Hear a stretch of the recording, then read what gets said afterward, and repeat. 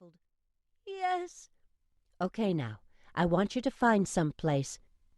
The line went dead. "Damn," Gloria said.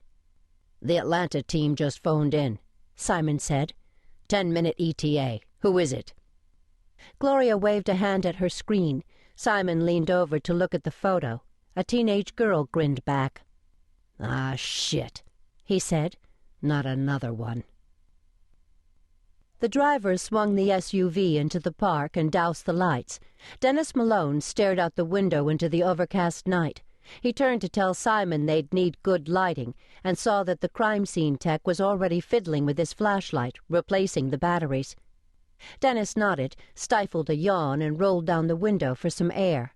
On the jet, he'd loaded up on caffeine, but it wasn't kicking in. He was getting too old for this.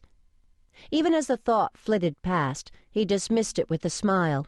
The day he retired without a fight would be the day they found him cold and stiff in his bed. He had the best damned job a cop could want. Head of the finest investigative unit in the country, with the kind of resources and funding his old buddies in the FBI could only dream about. And he didn't just get to solve crimes.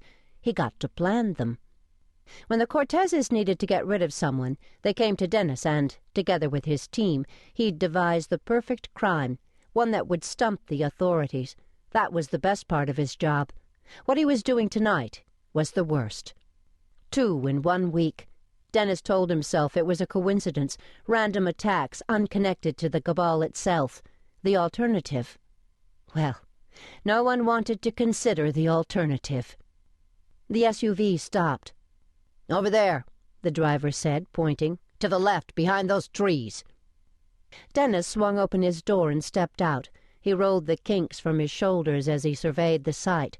There was nothing to see. No crime scene tape, no television crews, not even an ambulance.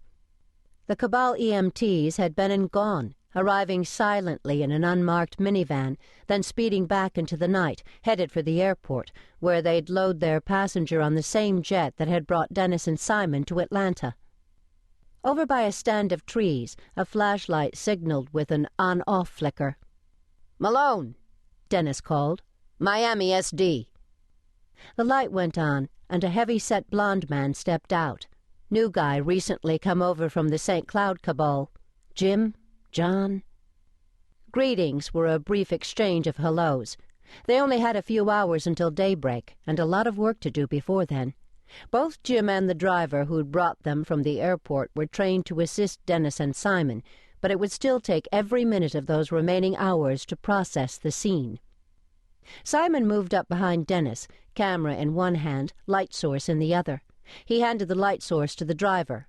Kyle, wasn't it? And pointed out where he wanted Kyle to aim it. Then he started snapping pictures.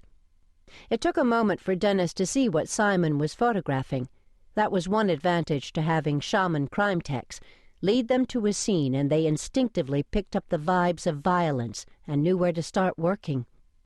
Following the angle of Simon's camera lens, Dennis looked up to see a rope dangling from an overhead limb, the end hacked off. Another length lay on the ground, where the EMTs had removed it from the girl's throat. "It took me a while to find her," Jim said. "If I'd been just a few minutes faster." "She's alive," Dennis said. "If you hadn't been that fast, she wouldn't be." His cell phone vibrated. He took it from his pocket. A text message. "Have you updated Mr. Cortez?" he asked Jim. "He hasn't received a site report yet." From Jim's expression, Dennis knew he hadn't sent one. With the St. Cloud Cabal, you probably didn't phone anyone in the family at 3 a.m. unless the Tokyo stock market had just crashed. Not so when you worked for the Cortezes. "You filled out a preliminary report sheet, right?" Dennis said. Jim nodded and fumbled to pull his modified Palm Pilot from his jacket. "Well, send it to Mr. Cortez immediately. He's waiting to notify Dana's father, and he can't do that until he knows the details." Which Mr. Cortez?" "Benicio," Simon murmured as he continued snapping pictures. "You need to send it to Benicio." "Oh? Right." As Jim transmitted the report, Simon moved back to photograph the rope on the ground. Blood streaked the underside of the coil, and Dennis flinched, imagining his granddaughter lying there.